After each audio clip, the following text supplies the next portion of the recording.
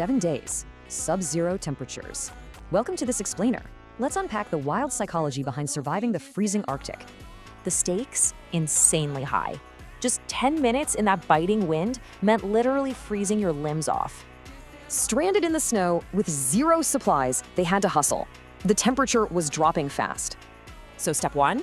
Absolute survival mode. They desperately needed a shelter just to make it through the night. They packed like sardines into a tiny snow fort. Why? To trap and share that precious body heat. But here's the crazy part. This whole grueling ordeal, it was totally driven by a fear of failing again. By day 2, things got dark. Freezing gear and zero food threw the crew right into the abyss. It got terrifyingly real when Chandler's toes turned white. They needed emergency body heat, fast, to prevent frostnip. Then they hit a hilarious, yet totally serious, snag. How on earth do you poop in the freezing Arctic? Seriously, stepping out to relieve yourself meant you could literally become a roaming polar bear's midnight snack. Things went from bad to worse. Soaking wet clothes, frozen wood, and ice so thick they couldn't fish. But Jimmy refused to quit. His psychological drive to avoid another massive failure pushed the exhausted crew forward. After 4 brutal, calorie-depleted days in the snow, they had caught exactly 0 fish. None.